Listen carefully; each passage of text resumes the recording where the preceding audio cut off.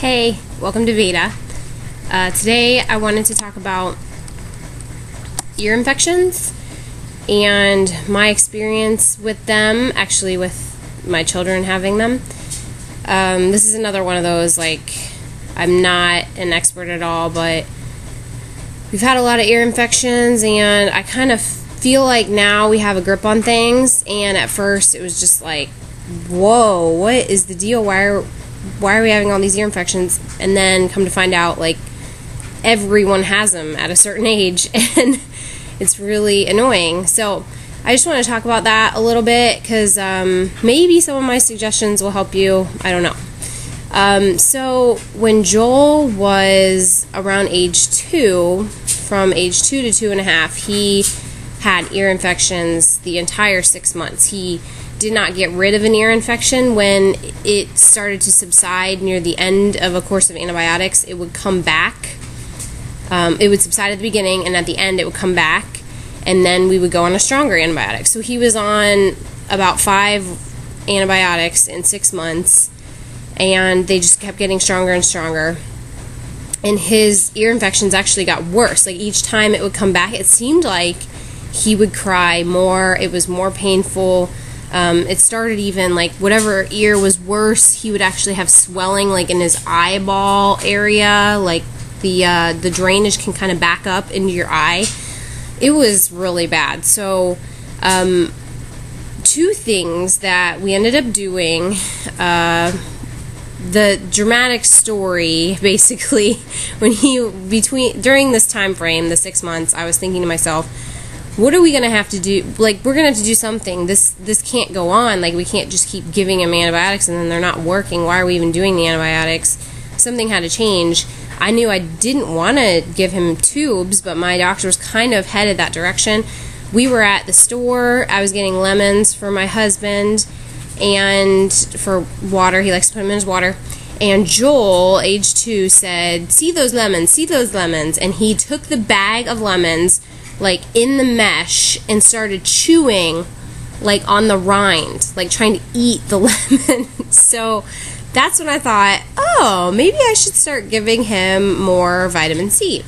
So we did a trial where I gave him as much vitamin C as he wanted, like thousands and thousands of milligrams of vitamin C for 3 days. And if he started to have diarrhea, I would kind of back off and kind of titrate the dose based on his diarrhea.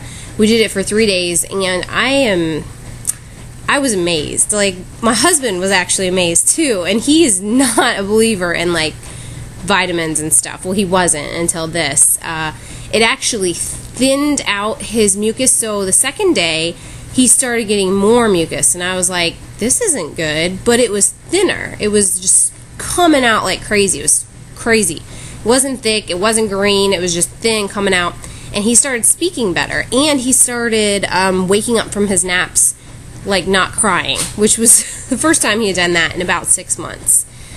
Poor babe. So that was the second day, and by the 3rd day, his snot had cleared up completely, and he was speaking, like, way clearer. He could hear better. He was more cheerful. I could tell that the ear infection was mostly gone. And I went back, I think, to the doctor about a week later, and he said his ears look fine. So that, to me, was just an answer from God. I mean, just an answer to prayer. And so we started not doing antibiotics, number 1, and number 2, doing a lot of vitamin C and fruit whenever he had symptoms of an ear infection. And with those 2 decisions that I made, he got 1 more ear infection near the end of the year, and it was pretty bad. He had a fever with it, and I did not take him to the doctor. I did not get antibiotics, obviously. I just gave him a lot of vitamin C and a lot of fruit, and it went away on its own, which was so encouraging to me because I was starting to think, like, he had an immune system problem or something, like it couldn't go away. But I think it was the antibiotics. I think that the antibiotics made his immune system weaker, and he was unable to fight it off. The more antibiotics he got, the worse it got. So We do not do antibiotics anymore for ear infections. I think that they go away better on their own.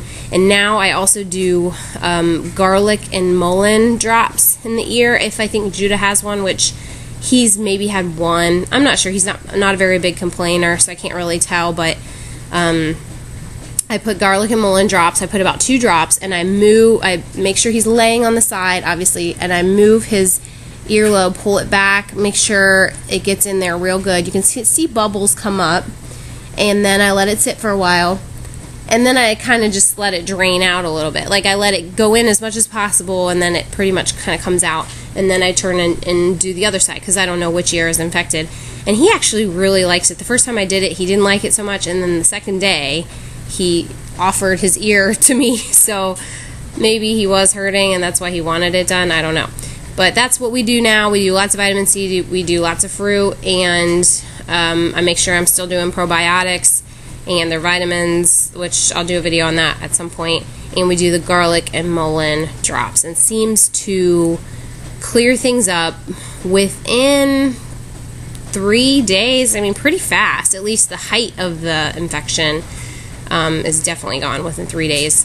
So, and then the other thing that I want to talk about is just the symptoms to look for if they have an ear infection, because it's different in every kid, and it really helps to know, because you don't want to be running to the doctor all the time. It's really annoying. They say for some kids it's pulling at their ear. Well, mine, I've never had this. Luther pulls at his ear all the time. It's like a nervous tick he has. I don't even know. But he has, like, if his nails get long, his ears get bloody because he's pulling, he's like messing with his ears all day long. He does it all the time. But he doesn't have an ear infection. He just does it. So some kids just do that, or play with their hair, where they're back here doing stuff and they don't have an ear infection. But if your child does not touch his ears and you notice he or she is pulling at their ear a little bit more, they might have an ear infection. Not sleeping well. This is a big one for my kids. My kids sleep great. So if they're waking up at night, sitting up crying, like, that's a big cue that something is wrong, usually an ear infection. From age 1 to 2, I would guess an ear infection. Ear infections kind of start to phase out around age 2.5 or 3. They're very common, I think, between age 1 and 2.5. So if I have a kid between the ages of 1 and 2.5 and they're sitting up crying in the middle of the night, sometimes I think, yeah, that might be an ear infection, because when they lay down, the pressure kind of builds up and it makes it more painful than when they're sitting up playing during the day. Third thing, I would say that they walk funny, like they get a little bit disoriented, and this again is not with every kid, but Joel especially would kind of like run into walls and he didn't normally do that. Like, he was pretty stable on his feet by that point. By age 2 he was fine. So if he would kind of run into things, I would think ear infection. Judah too, he's pretty oriented, he's pretty good on his feet. If he kind of wobbles around a little bit, like, usually now I think it's because he's tired, because he's older and he doesn't get ear infections much, but back around age 2 I would think, okay, ear infection maybe. Not speaking well. This was big with Joel. He couldn't hear because of all the congestion built up. So his sentences, his words were slurred. Everything just didn't sound as good. So it's hard to tell, though, if your kid has had, fluid in their ears for so long, you don't know how they would sound if they didn't have it. So, but yeah, we noticed huge difference in his speech right after all that mucus was cleared out, when the ear infection was gone. So that's a big one too. And then not listening, obviously, like if you tell them things repeatedly and it's like they just keep playing and they don't hear you. Of course, that's, could be discipline, and it could be a personality thing too. But if they normally hear you and they normally respond and they're not doing either of those things, then, you might want to start thinking ear infection. So those are my experiences with ears, and I hope they helped you guys. See you tomorrow.